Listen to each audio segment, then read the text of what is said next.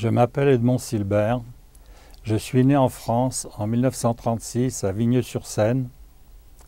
Mon père travaillait dans une entreprise de métallurgie. En 1938, nous avons déménagé à Choisy-le-Roi. Je n'ai connu que la guerre. Mes souvenirs commencent avec le bruit des bottes allemandes et ces voitures de la Gestapo ou de la milice française qui passaient souvent dans notre rue pour venir embarquer des personnes quelques maisons plus loin. Nous survivions avec la peur au ventre, en espérant que cette voiture ne s'arrête jamais chez nous. Je n'ai pas vraiment rencontré d'antisémitisme dans mon environnement immédiat, mais j'ai souvenir d'un incident avec le fils du voisin. Une fois, je jouais dans la rue et il m'a traité de sale juif. Je suis rentré en courant à la maison, j'ai rapporté à mon père ce que l'autre m'avait dit, en espérant qu'il sorte pour lui casser la figure. D'un air triste, mon père m'a écouté, mais est resté à la maison sans rien dire. Cela m'est toujours resté dans la tête, comme un sentiment de frustration. Mon père était un très bon ouvrier. En 1941, son patron a été réquisitionné par les Allemands et il est allé au poste de police de Choisy-le-Roi pour déclarer mon père en tant que juif et leur expliquer que mon père était le meilleur ouvrier et que s'il l'embarquait, son entreprise ne pourrait plus être aussi productive pour les Allemands. Ils lui ont dit qu'il ne viendrait pas embêter mon père. À Choisy-le-Roi, on avait des voisins extraordinaires.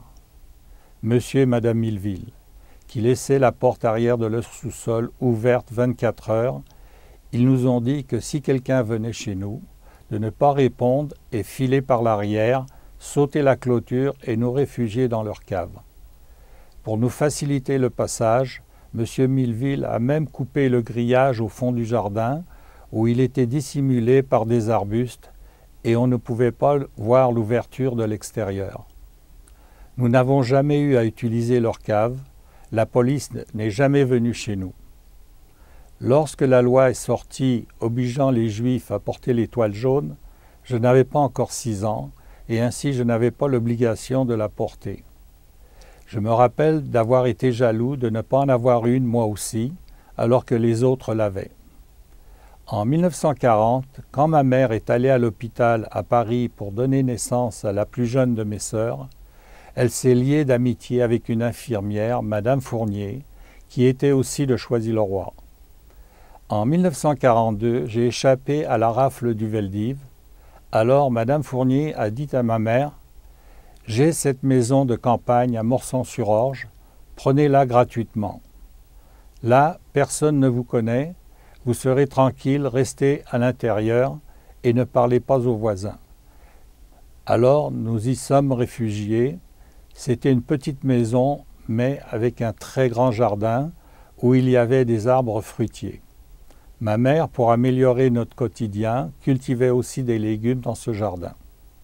Mon père continuait à travailler au chantier à Choisy-le-Roi pendant la semaine et venait nous rejoindre les week-ends à Morsang-sur-Orge. Nous sommes restés cachés à Morsang-sur-Orge jusqu'à la Libération. Malheureusement, 91 membres de ma famille proche, restés en Hongrie, n'ont pas eu cette chance et ont terminé dans les fours crématoires d'Auschwitz.